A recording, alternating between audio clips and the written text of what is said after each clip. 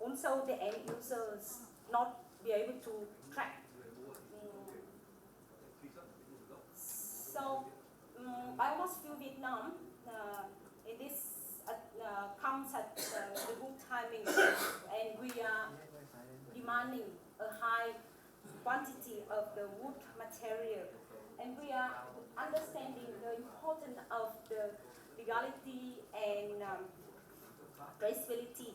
So we build up a proper due diligence system in order to and secure our material to meet the requirement of Japan and other developed markets. So from that, we can see that the biomass fuel Vietnam material required will make the right perspective for economic, social, and environmental development of the forest.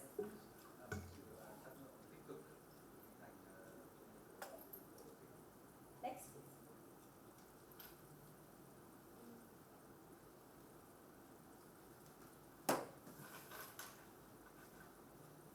So I would like to introduce briefly our purchasing scheme. So our material is basically logs and residue. Log is having big proportion, and the small amount is residues. So our due diligence system, our purchasing chain consists of the suppliers, and you can see in our system the origin of the material come from the forest owner. So we have the forest owner selling to the forestry, the government managed forestry organization or the private forestry organization. And from there, the material will go to our factory.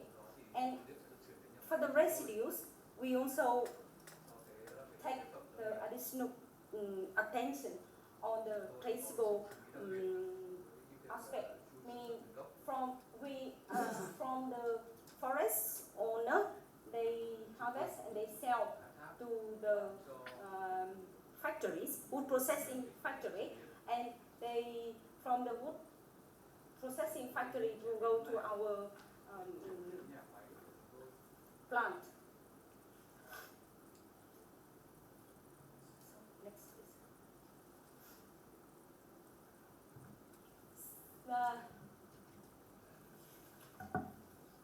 Our due diligence procedures is described as you can see here.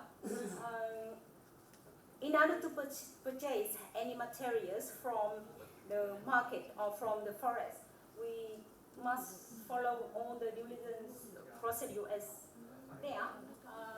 Firstly, before purchasing material, we conduct the risk assessment for the new area or any new supplier.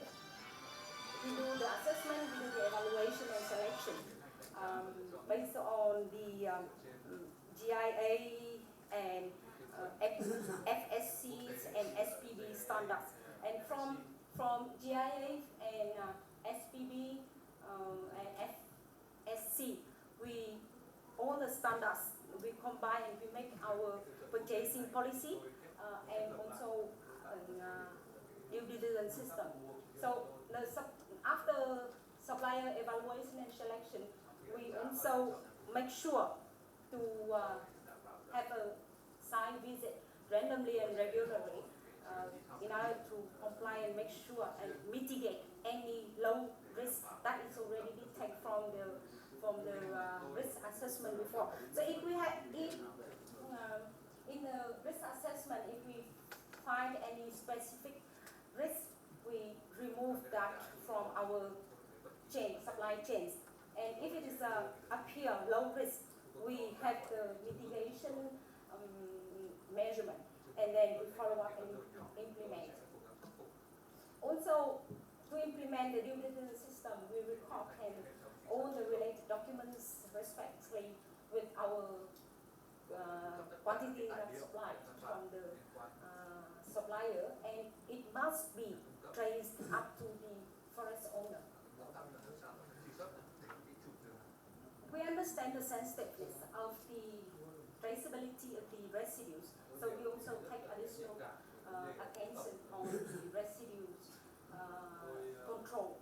So we also require the supportive documents and also revisit very often the factories in order to make the consistencies of the document provided and the actual situation.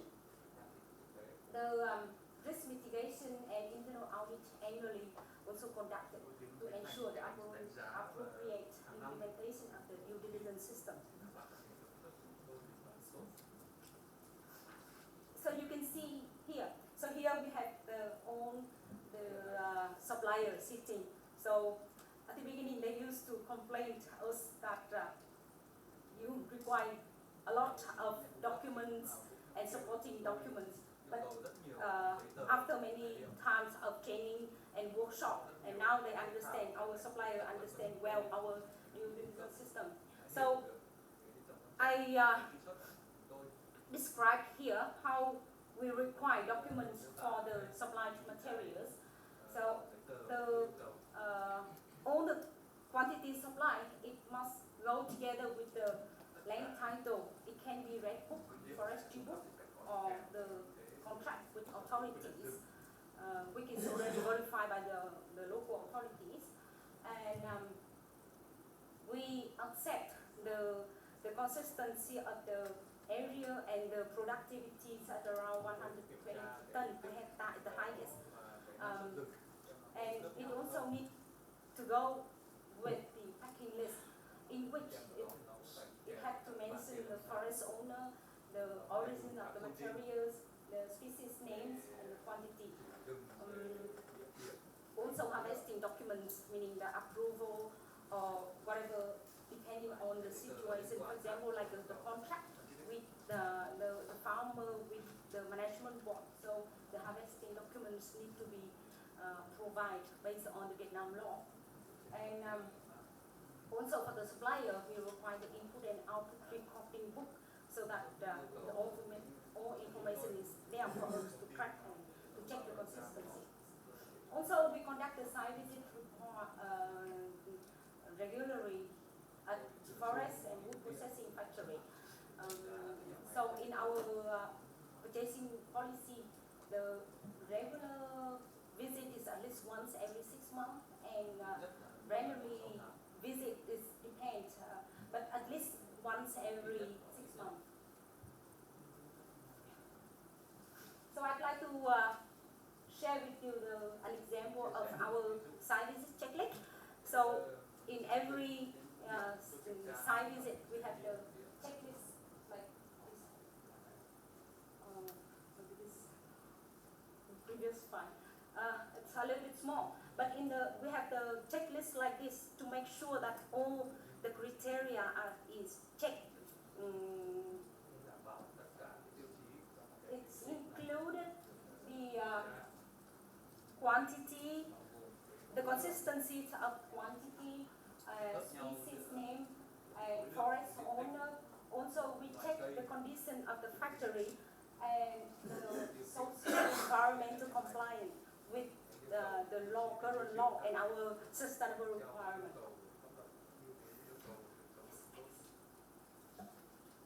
So, yes, okay. So here I'd like to share with you some our activities through the pictures.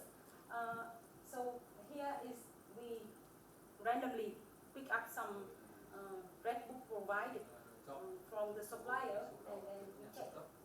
As I mentioned before, at least once every 6 months. And we also do the supplier evaluation. Here is we evaluate the on-form forestry company to see their capability and also the sustainable requirements. So they are really the state company, so they understand the law, Vietnam law, and it's so very easy for them to assess the sustainable requirement from us. And here we also have the audit. We have internal audit. We hire the consultant, independent consultant, to do the internal audit for us as well. And together with that, we also have the GIA, FSC, SPB annual audit to make sure that everything is compliant with the due diligence system and our purchasing policy. Here's some more pictures. So you can see here that we not only checking all that consistencies of the quantity supplies, also we check after harvesting to make sure that they follow the sustainable requirement on replanting after harvesting. So you can see that our staff is checking the consistency with the provided documents.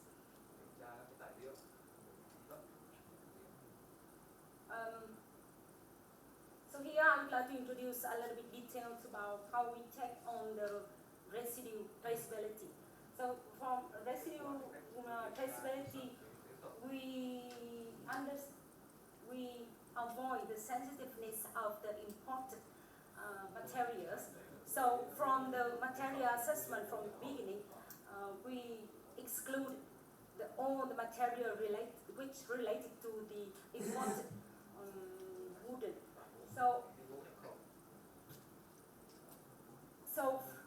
Not yet. So our residue is mainly the soda and the wood eggs that from the wood processing factory, and we check the quantity compliant. We check the environment and social and work condition in their factory, and also we can see that they have the purchasing policy themselves that comply with our requirement.